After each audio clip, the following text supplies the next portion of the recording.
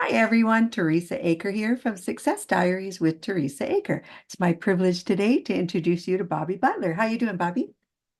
Hi, Teresa. How are you doing yourself?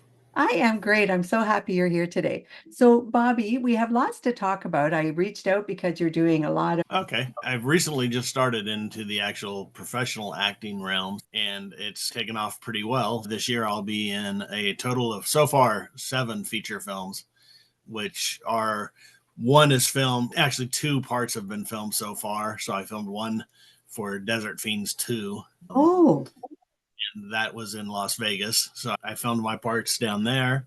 And then I filmed my part for a show called A Beast in the Manor, which is by Shane Saunders. He's a pretty prolific writer and producer over in England. oh, So, okay. yeah. So I just finished my part for him.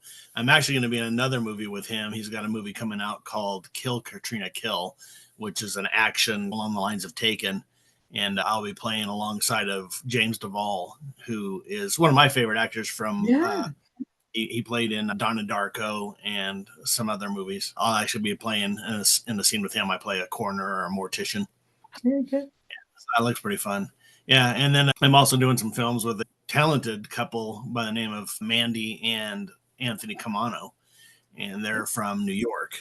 And so I'm actually a co-star in a movie that they are producing and directing called Killer Pizza. So it's a story of a gentleman who falls in debt to the mafia and then can't pay his debt. So what does the mafia do? If you can't get your debt, they off him. And through whatever magic happens, he comes back as a pizza. Okay, don't give it all They've created, away. yeah, they've created quite a nice and on monster for the thing, but he's helped by a pizza boy and a stripper, and of course they go out and exact revenge. And one of the main victims, or one of the main villains, is Walter Palin, who was in House of a Thousand Corpses, Oh, sure. and Okay. he played Dr. Satan, and he's been in 60 some movies, I think, total. But, Oh, sure. anyways, he's the main villain, and I am his right hand man. I'll be throughout that movie. I don't have a character name yet. I'm just the right hand man so far. So, that movie is actually interesting because I am pretty heavily involved with the movie. So, I'm putting little Easter eggs for my family throughout the movie.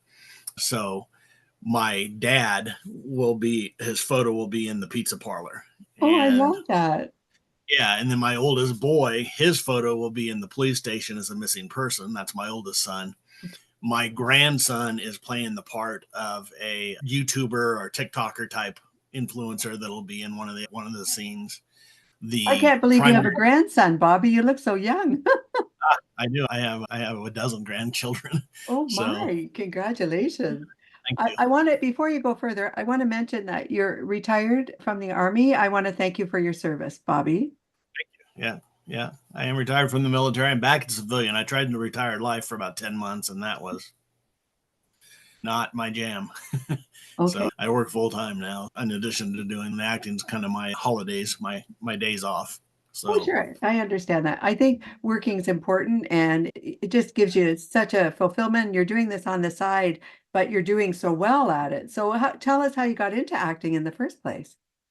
I've been collecting movie props since 1992. Matter of fact, up above me there is Oh, Critter from the movie Critters, and then we have these are these are actually salt shakers that have H on them for House. These were the House salt shakers from Gilligan Island, which, by the way, oh my goodness. Gilligan Island props are incredibly hard to get. And then there's the other thing up there is a bottle of True Blood from the movie. So I've got, I don't know, somewhere in the neighborhood of 300, 350 movie props throughout. My whole house is kind of like a museum for movies. And like I said, I've been collecting since 1992, so what, 33 years now or so. And So did you during go that, to movie sets, movie scenes, and just how did you get them, or did you go to, how did you get that's how I got started. That's how I got started. Actually, I lived in a little town called Ottumwa, Iowa, when I was going to college, and Bill Bixby directed a movie there called "The Woman Who Loved Elvis," starring Roseanne Barr. That was before she Oh, I married didn't Tom know you did Arnold. that.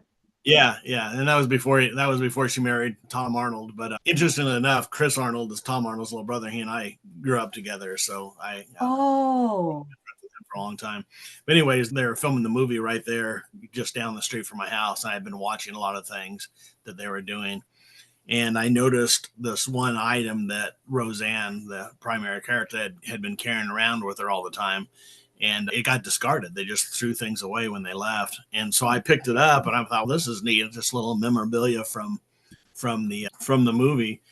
And that just got me started. And then I started looking around and I would see things listed, especially when the internet started. Of course, back in the 90s, we didn't have the internet. But once the internet, so about 18 years ago, I really got started heavily. There was a prop company in California, in El Segundo, called Premier Props, and they used to have a really good reputation. Reputations come and go. So back then, back in the early 2000s, Premier Props was one of the prime places you'd go for props because their credibility was really good. So I was buying, I'd go to their auctions, and that was exciting, go to the auction and see things that actually came from the movies. And one of my favorite things to do would be to see a prop like this and to have it and then go watch the movie and try to find my prop. Oh, yeah, And that's great. yeah, and sometimes I started off buying just little random pieces like background items, things that would like here behind you, you see things. So in the movie, you see my flag behind me, and then go buy the flag and then watch for it. Oh, Um, awesome. then as I started getting the financial means to buy better props, I started buying what are called hero props. And these are props that are used by either the main actor or the main villain or something that has a primary, like Freddy Krueger's glove. That Right. glove by itself is a character. I have one right over there, by the way. Oh, do you? Yeah. Um, I started buying the more iconic props and things that were costumes and stuff like that. And it got for a while, it got a little out of hand. I had to budget myself at one point because I was spending so much money on props that it was becoming a problem. Okay. And so I put myself on a budget and I'd say, I can't spend more than X number a month on props and manage my habit. But anyway, through the process, you start meeting people. And I got out of the auction services and I still go to auctions and stuff, but I started reaching out. I'd go to IMDb and I'd find out who the prop master was or who the Oh, director was. And I would reach out to them either on IMDb or LinkedIn or Facebook or whatever. And I'd say, hey, introduce myself and just tell them I'm collecting movie props and ask if they had anything they wanted to sell. 18, 19 years ago, people look at you like you're crazy because generally they throw that stuff away. Now it's big business. It's a $470 million a year business or oh, $1 billion a wow. year business now. It's the collectible industry is just really blowing up. Wow, So that's incredible. yeah, so now it's a whole business. When they make a movie, they have people that specifically. Matter of fact, one of the movies that we'll talk about here in a while that I'm a executive producer on, we are specifically saving aside the props because it's an independent film and they're raising their own money. So we're setting the props aside and we're going to sell those at a public auction as screen use props, maybe get a card signed by the actor or actress that's used it and sell it with the props to raise money, for the production. Oh, So sure. anyway, in that process, I was talking actually to the guy who made this critter up here, and we were talking. And movies have been my addiction or my pastime since my earliest memory is actually Gamera versus Jaeger or Gamera versus Jeager. And it's Gamera was a superhero turtle monster. Oh, okay. And he fights this monster that looks kind of like like a triceratops. But I remember watching that through bars, and the bars is actually my playpen. And I can describe the house Oh, to my mother and I tell her, hey, my playpen was in front of this couch. There was a white rug on the floor, the TV set against the wall, the door was to the left. I tell her, and she says, I can't believe you can't remember that. She says you were 2 years old. But I remember in the living room, and I remember the movie. I remember watching that movie through. It's funny because when I remember it was black and white, but it was actually color. We just had a black and white TV. So that's one of my earliest memories. And then growing up, my grandmother and I we had a routine where every Friday we'd go to the Easter Super Value and they had a video rental section and we'd pick horror movies because nobody else would watch horror movies with me, but my grandma right. did. That you guys are doing great. Yeah. So we'd go and we'd pick, and we learned I loved 80s horror movies because the more fantastic the cover, the more graphic and Yeah. gory and scary the cover, the worse the movie was. It's like they put so much money into the covers and didn't have enough money to spend on actors or plot or dialogue. And so it got to be a thing there where we liked the cheesy B-rated horror movies and stuff. And I'm gravitating towards that in my career as far as acting goes. I'm enjoying finding B movies to play in or independent films that maybe Desert Fiends has a very 80s horror genre feel for it. It It's does. Tom people that want Arnold's to in watch. that one too, isn't he? Yeah, he was in the first one. He's not in the Yeah. second one. Oh, So, he's in yeah. the first one. That's right, because I remember seeing him. So did you get to work with him or were you in the second one? I was in the second one. Yeah. Second one. Okay. Just wanted to see. It's funny, Because you said you were Tom friends with his brother, so I thought that would have been nice, right? yeah, Tom was always around. Like, obviously, when I was hanging out with Chris, his brother would be around doing something weird. And I had a partnership in a super club in Des Moines back in the 80s, and Tom would come to our VIP room and stuff. He was always around, but Yeah. Chris was my buddy, and Yeah, so I paid attention to him more than I did Tom. of course. So back to that killer pizza, like I said, where I had my dad is in the pizza, my oldest boy and my grandson are in it. We're naming the primary stripper after my grandmother. Grandma will be so happy. Oh, she would. Yeah, she would absolutely love it because Yeah. my grandma was a tough woman. She was not somebody to mess around with, and she rode with the Hell's Angels when she was younger, back in the late '60s, early '70s. You're kidding. Oh no, she was a large woman and she was tough. And they tried Wow. to her boyfriend or whatever, her man, when she decided she wasn't going to ride with him, he tried to intimidate her, and she lived in a dome-shaped house with earth covered, and they came and they were riding their bikes up and down over her house trying to intimidate her, and she went out there and punched him off of his bike, and he rolled down the thing and scared everybody else away. They were all like, "Whoa, don't mess with her." Oh, grandma. Yeah. There's another story in our family where she was in a small apartment in California. We always wonder if this was do you remember the Night Stalker? Yeah, of course. Of course. We always wonder if this wasn't a Richard Ramirez situation because she was in bed and she woke up with a guy on top of her with a knife. And he said, "Don't move, don't scream." And my Aunt Rhonda was in the crib at the base of the bed, and he had the knife, and he said, "If you scream, I'll kill your baby." And my grandma reared back with both feet and kicked him so hard that he put a full body dent into the plaster on the wall. Good for her. And yeah, he fell off and then he scrambled and went out the window.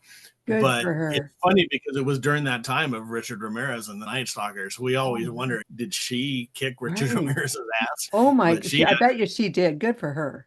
yeah, she was not one to trifle with. So her and I would watch our movies. We'd watch our scary movies. When I was a kid, I traded cars. I still do. I trade cars all the time.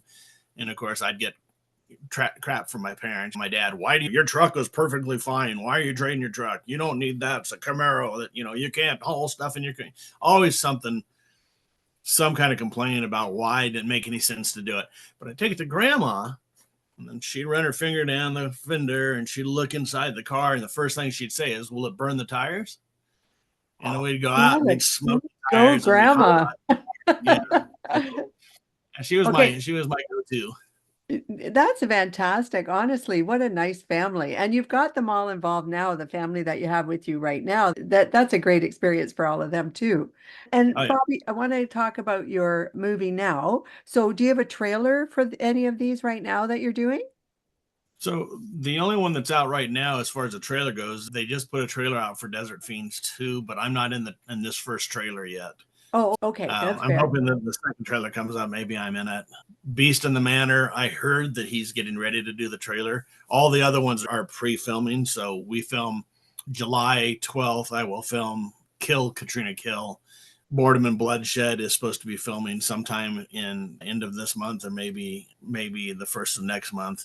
I'm filming a movie called A Toy Maker with a lot of people, actually. Nicole Butler and Yep. yeah, Robert Lasardo is a good friend of mine. He's going to be in it. He was also in Desert Fiends 2. And we're doing that one. I'm an executive producer for as well. And Oh, one good of for the you. Yeah, one of my primary jobs on that one is it's a very good story. It's a very good script. Actually, I have it, the script right here. Ooh, we got a peek at the cover. Yeah, the script is really well done. The stories are it's going to be a really good movie, and I was really impressed with him. But one of the problems I had was I said, you keep saying deputy this and officer that and talking about this cop, and I said, do you realize those are all different things? And he didn't know. I didn't realize that. I said, yeah. I said, so who's your primary? I said, you Right. also keep saying sheriff and chief of police. And he said, it's the same guy. And I said, you can't be a sheriff it's either a sheriff or a chief of police.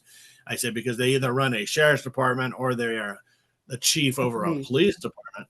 And Right. so we talked it over and he determined it was going to be a sheriff. And I said, well, then everybody else, if they work for him, they're not cops or officers, they're deputies. And so I took over the role of basically making sure that there's consistency and is accurate. I was on the sheriff's reserve when I was younger, and I made sure. So I ordered the police uniforms for everybody, or the sheriff's uniforms Oh, for great. everybody, deputies. Yeah, so everybody's gonna have the same uniform. I won't have a lot of movies. It really annoys me when you'll be a movie and it'll be some sheriff's department in rural Kentucky and they've got a Los Angeles police badge on us. Wait a minute. Oh, sure. In Yeah. the research and they don't understand that. Or it'll be set in the 80s and they're using a modern revolver that just came out in the late 2020s. So my job is besides the role, I play the sheriff. I play Sheriff Romero on that one. Okay. And We're then love you on that, Bobby. yeah, thank you. And then I bought all the sheriff's uniforms, the deputy uniforms for everybody, and I had custom badges. So the same place that we used to actually buy our badges from, I had real badges made, Oh, and wow. each of the badges has something funny on it. Matter of fact, the county. So in the movie, he had the name of the town. So I made the county be Allen County because the writer's name is Evan Allen. Oh, I So on the love it. sheriff's Oh, badge, that's it would good. say Allen County. And each one I got with each of the actors and asked them, I said, hey, is there a number that means something special to you? And Oh, then that's I awesome. put that as their badge numbers. Oh, that's So nice of you, Bobby. That's I like really doing little Easter eggs. I like putting Easter eggs in the show, little things that if yeah. Oh, no, I love that was really you. It's nice you have a camaraderie. I do know I've met quite a few people in your group of your community, amazing talent, and you're all such a supportive, wonderful group. So absolutely, and you're just adding to it. So that's terrific, Bobby. We've yeah. had a great time today. I have another question for you, actually, too. If somebody wanted to reach out to you right this minute, do you have a web page? What's the best place to get you? If it's related to acting, then IMDb has all my information. Okay, great. You gotta look me up as Bob Butler, and I'm Bob Butler X. So there was a lot of Bobs on there, a lot of Bob Butlers. Bob So when you look Butler me up, X. Bob Butler, and then in parentheses X for 10. Perfect. Yeah, there were too many Bobby Butlers already on there, and there were obviously 9 other Bob Butlers on there. Oh, Uh, wow. Okay. Normally, if you search for me on IMDb, if you search Bob Butler, Bob the Butler, with I can't think of that guy's name, but even the movie Bob the Butler pops up, and I'm usually the one right underneath it. Oh, okay. My contact information is on there, and then also I'm on LinkedIn as well. Okay, so I'll have in the show notes. I'll make sure that people know that. Now, one more question. Because I had a great time with you and we have so much more to talk about and you're doing so much more. Would you be interested in coming back doing another episode with me, Bobby, so we could see where you're at and you could talk Certainly, yeah, about in more depth of what you're doing then? yeah, that'd be a lot of fun. Maybe after I get some of these more films done, and hopefully we'll get some trailers done by then. So I would love that. If you would come back, I really appreciate that. I'm all about promoting you, and I know acting is fun, but you want to get out there, and I'm happy to do that. So thank you. I'd love to have you back, Bobby. nice, thank you, I appreciate it. My pleasure. So to everyone, do go over to Bobby Butler's information. Go take a look at what he's done. I'll make sure it's all in the show notes.